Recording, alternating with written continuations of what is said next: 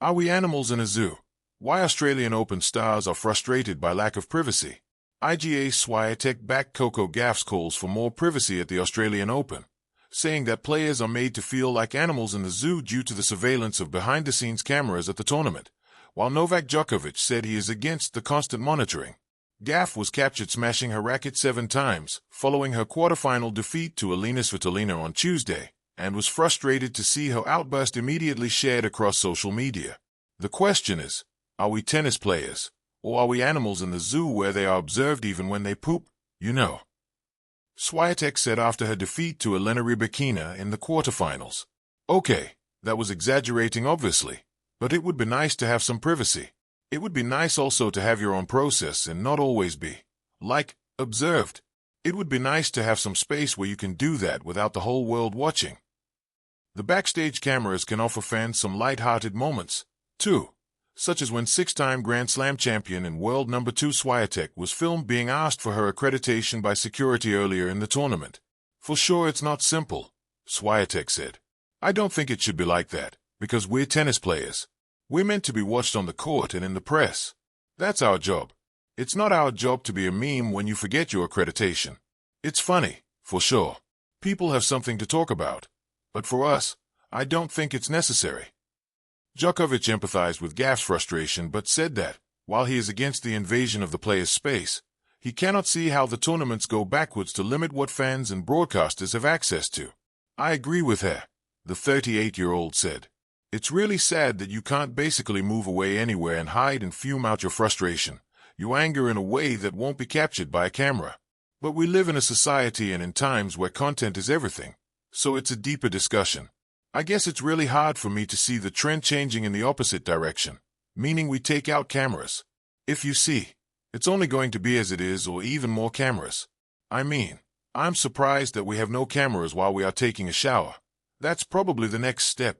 I'm against it. I think there should be a limit and kind of a borderline where, okay, this is our space. But people commercially, there's always a demand. How players warm up. What did they say when they speak to their coaches? And what's their cooldown? They want to see us arriving in the car and walking through corridors. You've got to be careful. In a sense, because I'm on the tour for quite a bit. So I remember the time when we didn't have so many cameras. And then that transition of really getting used to having an eye that you don't hear and may sometimes forget about always on you is frightening. At times you want to relax and maybe be yourself in a sense that you don't want public to see. But it's really hard for me to see that that's going backwards, you know. It's just something that I guess we have to accept.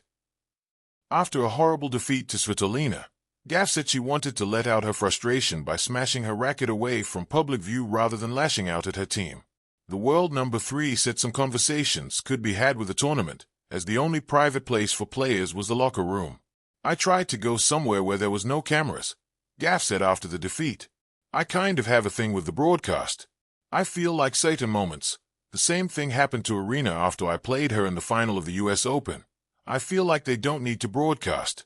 I tried to go somewhere where they wouldn't broadcast it, but obviously they did. So maybe some conversations can be had. Because I feel like at this tournament the only private place we have is the locker room. Are we animals in a zoo? Why Australian Open stars are frustrated by lack of privacy. Every January, as summer grips the Southern Hemisphere and tennis's first Grand Slam of the year unfolds in Melbourne, fans around the world flip open laptops, tune into broadcasts, and scroll through social feeds to watch their favorite players serve, rally and smash their way toward glory. But this year, alongside the stunning winners and heartbreaking losses, another story has taken center stage, not on the court, but in the corridors, warm-up areas, and unseen spaces where the athletes live their lives between matches. The catalyst, a moment that wasn't meant to be shared with the world. Coco Gauff, frustrated after her quarterfinal loss at the 2026 Australian Open, retreated to what she thought was a private area and smashed her racket to let off steam, only to discover the cameras were still rolling. That footage quickly spread across social media and news clips, sparking a wave of comments from fans, pundits, and, most importantly, the players themselves urging for more privacy. And then came IGA Swiatek's unforgettable line, "Are we tennis players, or are we animals in a zoo?" A stark, visceral metaphor for how the relentless observation makes players feel.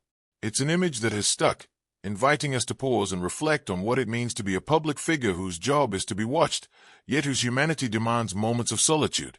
The zoo metaphor, a sharp mirror.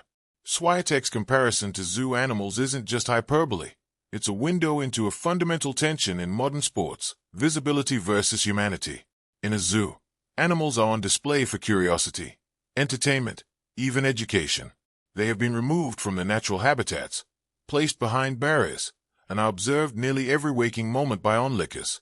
Viewers know them by quirks and behaviors, often forgetting that they have inner lives beyond the act of spectacle. For players like Gaff and Swiatek, the digital age has created a similar, albeit subtler, condition. They accept that audiences will watch them compete. That's the essence of professional sport. But when cameras follow them down hallways, into warm-up areas, and into moments of emotional vulnerability, without clear boundaries, athletes feel exposed in ways that blur the line between performance and personhood. Swiatek's quote captures this precisely. Playing on court, interacting with the press, and engaging fans, that's part of the job. But being filmed in every nook and cranny of a tournament venue, especially in moments of private frustration, minor confusion, or unguarded candidness, that's not the job. To the players, that constant lens is less like media coverage and more like a never-ending surveillance that reduces them to characters in a 24/7 broadcast rather than human beings with inner processes, emotions, and needs for solitude.